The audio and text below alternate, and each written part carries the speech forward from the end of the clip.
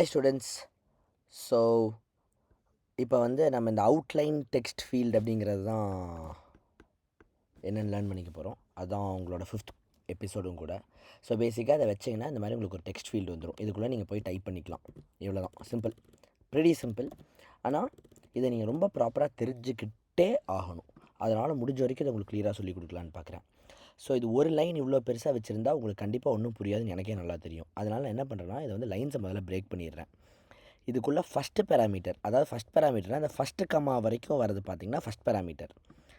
அடுத்த கமா வரைக்கும் வருது செகண்ட் பேராமீட்டர். ஆப்வியஸாக அதுக்கு அடுத்த கமா வரைக்கும் வருது தேர்ட் பேராமீட்டர். ஸோ இந்த 3 பேராமீட்டர் தான் இந்த ஃபங்க்ஷனுக்குள்ளே இருக்குது. இதுதான் ஃபுல் ஃபங்க்ஷன். இதுக்குள்ளே பார்த்திங்கன்னா 1 2 3 3 பேராமீட்டர் இருக்குது. ஸோ இந்த 3 பேராமீட்டரையும் கிளியராக உங்களுக்கு புரிய வைக்கிறதுக்காக இந்த 3ஐயும் இப்படி கீழே கொண்டு வந்துடுறேன்.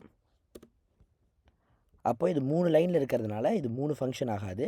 இது ஸ்டில் ஒரே ஃபங்க்ஷன் தான். தெரியுதா? இங்கே ஆரம்பித்து இங்கே முடிஞ்சிருது. இதுக்குள்ளே 3 பேராமீட்டர் வருது.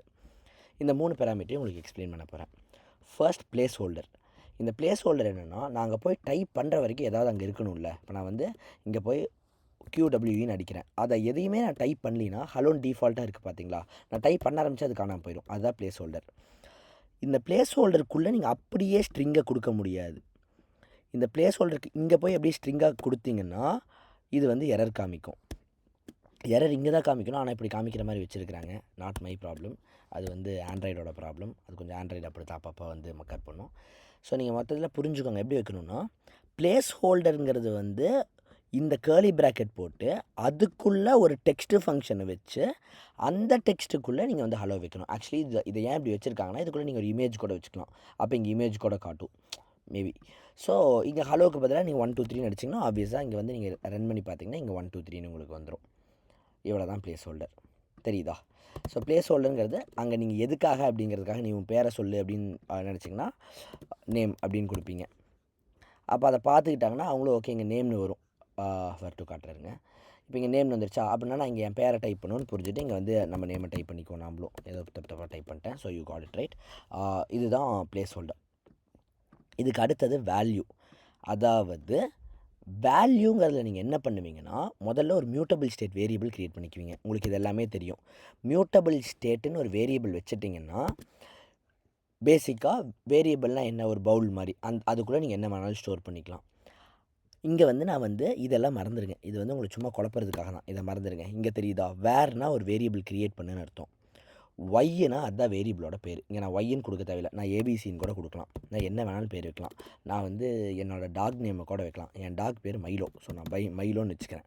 இந்த மாதிரி கூட வச்சுக்கலாம். ஆக்சுவலி என் டாக் இல்லை, என்னோடய பிரதர்லாவோட டாகு. நான் டாகெல்லாம் வளர்த்த மாட்டேன், கடிச்சிருமோன்னு பயம்.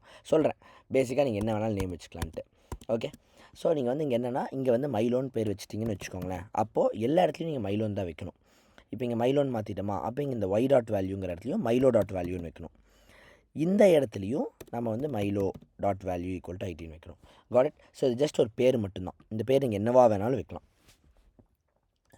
இப்போ இந்த நேம் வந்து பேசிக்கலி ஒரு ஸ்ட்ரிங்கோட அசோசியேட் ஆகிடும். உங்களுக்கு தெரியும், டபுள் கோட்ஸ்னால் அதுக்குள்ளே என்ன வேணாலும் இருக்கலாம். அந்த ஸ்ட்ரிங்கோட இந்த நேம் அசோசியேட் ஆகிடும். அதுதான் இந்த லைன் பண்ணுது. ஓகேவா? இது வந்து ஒரு ஸ்ட்ரிங் அப்படிங்கிற மாதிரி சொல்லுது. ஸோ இதுக்குள்ளே டபுள் கோட் போட்டு நீங்கள் என்ன வேணாலும் டைப் பண்ணிக்கலாம். உங்கள் பேரை டைப் பண்ணலாம், நம்பர் டைப் பண்ணலாம். இதுக்கு பதிலாக இங்கே நீங்கள் 0ன்னு போட்டிங்கன்னா நீங்கள் அப்போ நம்பர்ஸ் மட்டும் தான் கொடுக்க முடியும். நம்ம என்ன வேணாலும் டைப் பண்ணலாங்கிறதுக்காக இதை கொடுத்துட்றோம். இப்போ இந்த ஸ்ட்ரிங்கில் நீங்கள் என்ன டைப் பண்ணாலும் இது இதுக்குள்ளே வந்துடும். அதாவது இங்கே போய் நான் இப்போ டைப் பண்ணுறேன் 1 2 3ன்னு டைப் பண்ணேன்னா, இப்போ இந்த இடத்துக்குள்ளே இந்த மைலோங்கிறது ஒரு பவுல் மாதிரி தானே, ஒரு வேரியபிள்னா ஒரு பவுல் மாதிரி தானே, அந்த மைலோக்குள்ளே 1 2 3 வந்துடும். அதாவது இங்கே 1 2 3 இந்த மாதிரி. இப்போ இங்கே 1 2 3 4 நான் வச்சேன்னா ரன் பண்ணேன்னு வச்சுக்கோங்களேன். இது கொஞ்சம் குழப்பும், பட் நீங்கள் திரும்ப திரும்ப இந்த வீடியோ பாருங்கள், உங்களுக்கு புரிஞ்சிடும். இப்போ பாருங்கள், நான் ஆக்சுவலி இங்கே எதுவுமே டைப் பண்ணல. 1 2 3 4 வந்துருச்சு. இங்கே நான் வந்து வேறு ஏதாவது நேம் டைப் பண்ணுறேன், ஒபாமான்னு டைப் பண்ணுறேன்னு வச்சுக்கோங்களேன். இப்போ பாருங்கள், நான் சும்மா ரன் மட்டும் தான் பண்ணுறேன். நான் ஒன்றுமே பண்ணலை, புரியுதா? நான் எதுவுமே பண்ணல, சும்மா ரன் மட்டும் தான் பண்ணுறேன். ஒபாமான்னு வந்துருச்சு. பிளேஸ் ஹோல்டர் இப்போ வராதான்னு கேட்டிங்கன்னா, இந்த ஒபாமாங்கிறது டைப்பபிள் டெக்ஸ்ட். இதை நான் போய் ரிமூவ் பண்ண முடியும். தெரியுதா? ரிமூவ் பண்ணிட்டேன்னா நேம்னு வந்துடும். அதாவது பிளேஸ் ஹோல்டரில் என்ன இருந்துச்சோ அது வந்துடும். இந்த பிளேஸ் ஹோல்டர் நான் ரிமூவ் பண்ண முடியாது. போய் பேக் ஸ்பேஸ் கொடுக்க முடியாது, எதுவுமே பண்ண முடியாது. நான் ரிமூவ் பண்ண முடியாது. அப்போது இந்த இடத்துக்குள்ளே என்ன இருக்கோ அது அப்படியே இங்கே வந்துடும். எனக்கு ஆரம்பத்தில் எதுவும் இருக்க வேணாம், அதனால் நான் எம்டியாக கொடுத்துட்றேன். அப்போ நான் எம்டியாக கொடுத்துட்டேன்னா எனக்கு இங்கே எம்டியாக வரும். ஸோ நல்லா புரிஞ்சுக்கோங்க, இங்கே நான் கொடுக்கறது, இங்கே நான் என்ன கொடுக்குறனோ, இந்த இடத்துல நான் என்ன கொடுக்குறனோ அது மைலோக்குள்ளே போகும். அது இங்கே வந்துடும். அப்படிலாம் வராது. நம்ம வந்து கம்ப்யூட்டருக்கு சொல்லணும் இந்த அவுட்லைன் டெக்ஸ்ட் ஃபீல்டுக்குள்ளே நீ வரணுன்ட்டு.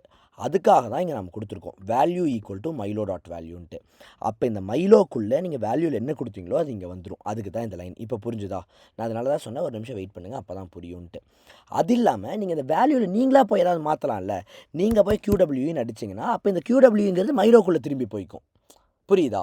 ஸோ நீங்கள் இதுக்குள்ளே வந்து டைப் பண்ணிங்கன்னா அப்போ இது வந்து வேல்யூக்குள்ளே போய் அது வந்து இங்கே வந்துடும். நீங்கள் இதுக்குள்ளே டிஃபால்ட்டாக ஏதாவது வச்சுருந்தீங்கன்னா அது இங்கே வந்து அது இங்கே வந்துக்கும். ஸோ இந்த இடத்துல நம்ம என்ன பண்ணுறோன்னா பேசிக்காக இந்த மைலோவையும் இந்த டெக்ஸ்ட் ஃபீல்டையும் நம்ம ஒன்றா கனெக்ட் பண்ணிடுறோம். அதுதான் இந்த லைன் பண்ணுது. இப்போ உங்களுக்கு புரியுதா தெளிவாக? அப்போது இங்கே ஏதாவது வேல்யூவில் வச்சுருந்திங்கன்னா அது ஆட்டோமேட்டிக்காக இங்கே வந்துடும். இங்கே போய் நம்ம எதாவது டைப் பண்ணோம்னா அது ஆட்டோமேட்டிக்காக மைலோக்குள்ளே போயிடும். இவ்வளவு தான் விஷயம். புரிஞ்சுதா? ஓகே, அடுத்தது ஆன் வேல்யூ சேஞ்ச். இது உங்களுக்கு இப்போதைக்கு தேவையில்லாத விஷயம்.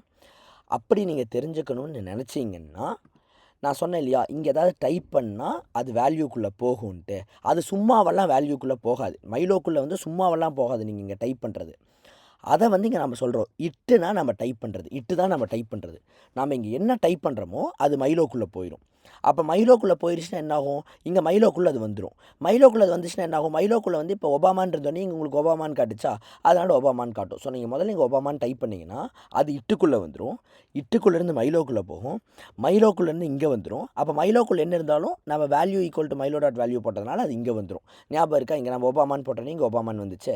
அந்த மாதிரி வந்துடும். ஸோ நீங்கள் டைப் பண்ணிங்கன்னா ஆக்சுவலாக நீங்கள் டைப் பண்ணுறதுனால இங்கே வராது. நீங்கள் டைப் பண்ணுறது ஒபாமாங்கிறது இட்டுக்குள்ளே தான் போகும்.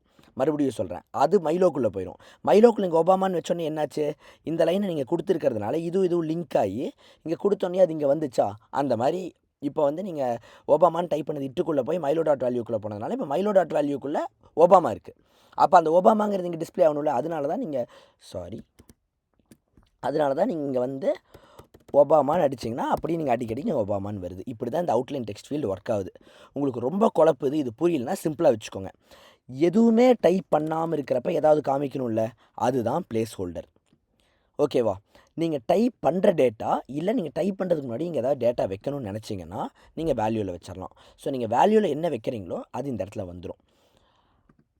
ஆன் சேஞ்ச் வேல்யூங்கிறது வந்து பேசிக்காக இந்த வேல்யூவையும் இதையும் கனெக்ட் பண்ணி விடுறது. அதாவது நீங்கள் இதில் போய் ஏதாவது டைப் பண்ணால் அது இந்த மைலோக்குள்ளே போகணும்னு சொல்கிறது. இவ்வளவு தான். இந்த வீடியோ புரியாமல் இருந்துச்சுன்னா don't worry, just watch it 2-3 times. ஏன்னா இதுக்கப்புறம் வர எல்லா வீடியோஸும் இதை பேஸ் பண்ணி தான் இருக்கும். ஸோ நல்லா கவனிச்சுக்கோங்க. தேங்க்யூ.